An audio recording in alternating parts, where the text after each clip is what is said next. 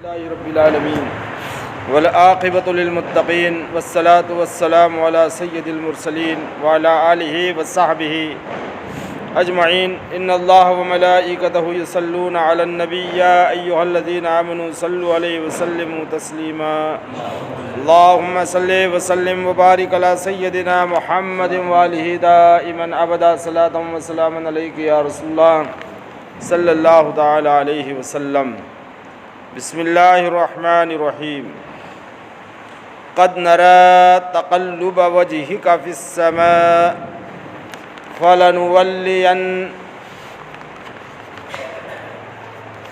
فلنولينك قبلة ترضاها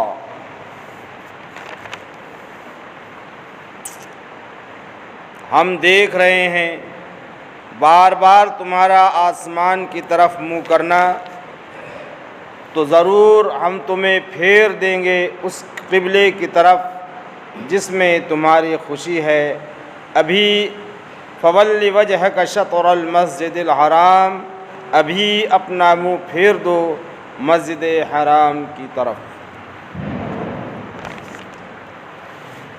سورۃ البقرہ شریف پارہ دوسرا، یہ 144ویں آیت مبارکہ کا بعض حصہ پڑھنے کا شرف اور سننے کا شرف حاصل ہوا، جس میں تحویل قبلہ کا صریح حکم آیا ہے۔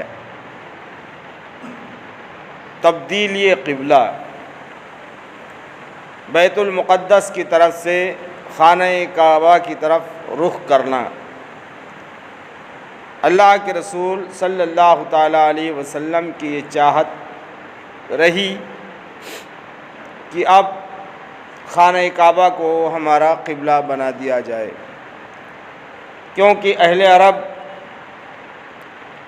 یہ حضرت ابراہیم علیہ السلام کے خاندان سے تھے، ان کی اولاد میں سے تھے، لہذا عربوں کا جو لگاؤ تھا وہ بھی خانہ کعبہ سے زیادہ تھا، اگرچہ وہاں بت پرستی تھی۔ اور جب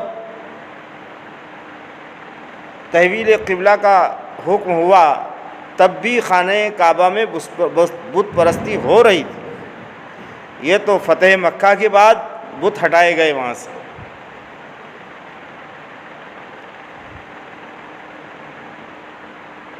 اور تو اہل عرب کی بھی خواہش تھی، کفار مکہ یہ کہتے ہیں کہ دیکھو یہ عرب ہو کر بیت المقدس کی طرف رک کر کے نماز پڑھتے ہیں، ادھر یہودیوں کا یہ طعنہ تھا دیکھو ان کو تو قبلہ ہی نہیں، اگر ہمارا قبلہ نہ ہوتا تو پتہ نہیں ہے کدھر منہ کر کے نماز پڑھتے، یہ نیا دین لے کر آئے ہیں بولتے ان کے پاس قبلہ ہی نہیں۔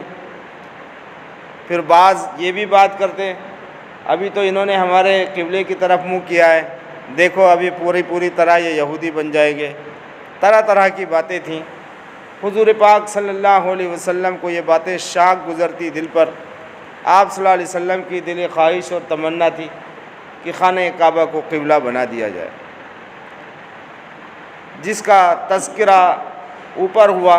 حضور کو اطمینان دلایا گیا کہ عن قریب ہم پھیر دیں گے آپ کو، آپ جدھر چاہ رہے ہیں۔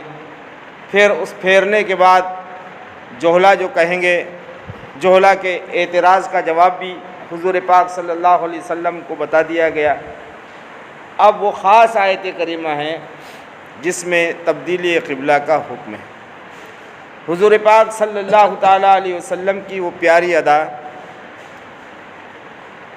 جو رسول اللہ صلی اللہ علیہ وسلم حالت نماز میں یہ اشتیاق اتنا بڑھ گیا ہے کہ اب پہلے تو نماز سے خارجی وقت اوقات میں حضور یہ آرزو کرتے ہیں، مگر یہ آرزو اتنی بڑھ گئی کہ اب حالت نماز میں حضور کا یہ اشتیاق اتنا بڑھ گیا کہ حالت نماز میں اللہ کے رسول صلی اللہ علیہ وسلم نے آسمان کی طرف منہ کیا اور دل میں آرزو ہے۔ سبحان اللہ،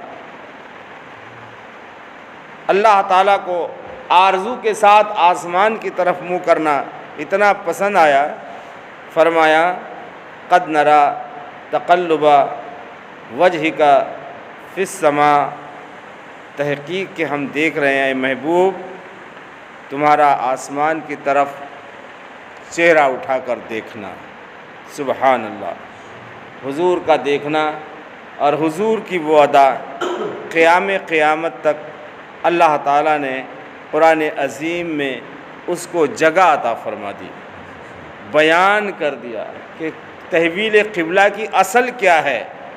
اصل یہ ہے محبوب کا چاہنا اور آسمان کی طرف منہ اٹھا کر دیکھنا۔ یعنی ہم کبھی جاتے ہیں، کبھی کسی عزیز بچے، چھوٹے بچے، پیارے بچے، یہ ہمارے رشتہ داروں میں، اقربا میں رہتے ہیں، دوست احباب کی کوئی ادا، کوئی خاص وجہ، خاص وقت پر زندگی بھر ہمیں یاد رہتی اس وقت میں اس نے کیا کیا تھا۔ زندگی بھر بچے کی وہ ادا بھی ہمیں یاد آ جاتی ہیں، پسند رہتی ہیں، کوئی بات پسند آ جاتی ہے، اس کی کوئی حرکت زندگی بھر یاد رہ جاتی ہیں۔ اللہ تعالیٰ کو اپنے محبوب کریم رؤوف رحیم صلی اللہ علیہ وسلم کی وہ ادا اتنی پسند آئی کہ خواہش کے ساتھ آسمان کی طرف حضور نے کیا دیکھا، اللہ نے اپنے کلام میں اس کو جگہ عطا فرما دی۔ قد نرا تقلب وجہک فی السماء، محبوب ہم دیکھ رہے ہیں بار بار آسمان کی طرف منہ کرنا، تو فَلَنُوَلِّيَنَّكَ قِبْلَةً تَرْضَاهَا، تو ضرور ہم تمہیں پھیر دیں گے اس قبلے کی طرف جس میں تمہاری خوشی ہے، جو تم چاہ رہے ہیں۔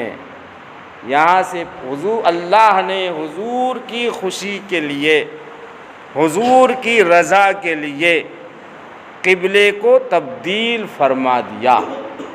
یہاں سے ایک مسئلہ اخذ ہوا کہ صرف اللہ ہی کی رضا نہیں، اگر کوئی بندہ مومن حضور کی رضا کے لیے کوئی عمل کرتا ہے تو یہ بالکل درست ہے۔ صرف حضور ہی کی رضا کے لیے اور حضور ہی کی خوشی کے لیے کوئی عمل کرتا ہے کہ میرے اس عمل سے حضور خوش ہو جائیں، تو یہ بالکل درست ہے، کیونکہ اللہ بھی حضور کی خوشی چاہتا ہے، اور اسی خوشی کے لیے اللہ نے قبلے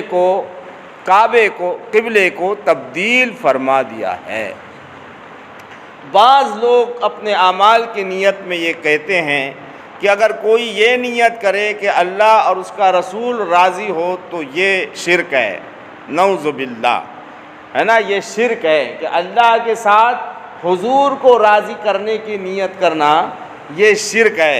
رضا صرف اللہ ہی کی چاہیے، ایسا نہیں ہے۔ بھئی اتنی بڑی بات تحویل قبلہ کی جب اللہ نے حضور کے خوشی کے لیے کر دی، تو اب اس سے بڑی بات کیا ہے؟ اگر ساری دنیا کے مسلمان قبلے کی طرف آج منہ کر کے نماز پڑھ رہے ہیں، کیوں پڑھ رہے ہیں؟ کہ اسی میں حضور کی خوشی ہے۔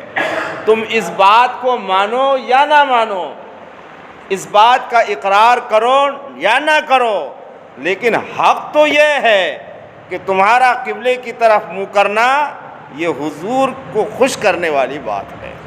سبحان اللہ۔ فَلَنُوَلِّيَنَّكَ قِبْلَةً تَرْضَاهَا، تو ضرور ہم تمہیں پھیر دیں گے اس قبلے کی طرف جس میں تمہاری خوشی ہے۔ تو فَوَلِّ وَجْهَكَ شَطْرَ الْمَسْجِدِ الْحَرَامِ، تو ابھی اپنا منہ پھیر دو مسجد حرام کی طرف۔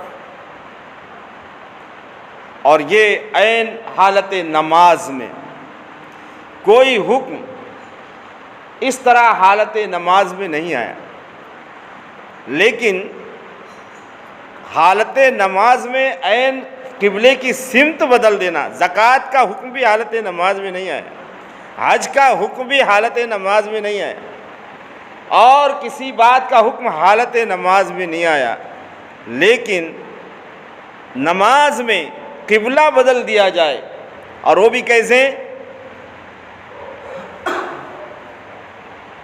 مدینۃ المنورہ سے بیت المقدس ادھر کو ہے، اتر کی طرف، اور مدینہ منورہ سے خانہ کعبہ دکن کی طرف ہے۔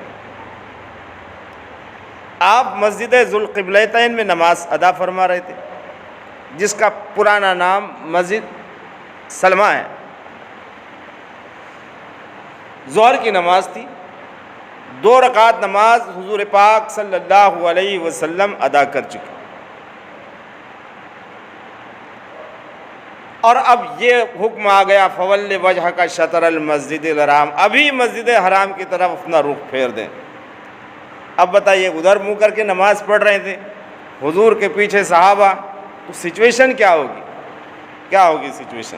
امام سامنے رہتا ہے، پیچھے مقتدی رہتے ہیں، بیت المقدس ادھر کی طرف، کعبہ ادھر کی طرف، تو کیا ہوا ہوگا؟ ہوا کیا ہوگا؟ حالت نماز میں حضور ادھر کو آئے، واہ واہ واہ واہ ہوگا نا. آپ مسجد قبلتین میں جائیے، وہاں معلوم کیجئے کہ یہاں سے بیت المقدس کدھر ہے اور یہاں سے جو ہے قبلہ کدھر ہے. تو اب ہوا کیا؟ حضور ادھر رخ کر کے نماز پڑھا رہے تھے، حضور کے پیچھے تمام صفیں بندی ہے. حالت نماز میں یہ حکم آ گیا فول وجہ کا شطر المسجد الحرام. تو اب لازمی ہوا کیا ہوگا کہ حالت نماز میں حضور ایسے ادھر کو آئے، ادھر کو رخ کرا، نماز شروع ہے. اب کیا ہوا؟ اب اگر حضور وہیں سے ادھر رخ کر دیتے تو مقتدی سامنے اور حضور پیچھے. حضور ادھر کو آئے، ادھر رخ کیا، لوگوں نے حضور کے ساتھ اپنا، حضور نے ادھر رخ کیا کیا؟ آپ نے ذوالقبلتین اگر کسی نے دیکھی ہوگی، ہاں، حضور نے رخ کیا کیا؟ مسجد کے در و دیوار پھر گئے. سبحان اللہ، زمین گھوم گئی بھائی، زمین، آپ نے دیکھا ہوگا وہاں پر زمین گھوم گئی. یہ شان محبوبیت ہے حضور پاک صلی اللہ علیہ وسلم کی.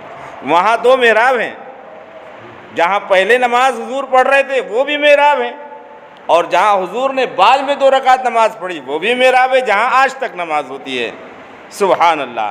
حالت نماز میں یہاں سے وہاں تک چل کر آنا اور پھر بھی نماز میں نماز باقی رہنا، یہ کسی کی شان نہیں. اگر ہے تو اللہ کے محبوب صلی اللہ علیہ وسلم کی شان ہے. ہماری نماز تو 2 قدم 3 قدم چلنے کے بعد ٹوٹ جاتی ہے، فاسد ہو جاتی ہے، مگر حضور اتنے دور وہاں سے اس طرف آئے اور حالت نماز میں آئے. پھر صحابہ نے بھی اپنا رخ چینج کر دیا.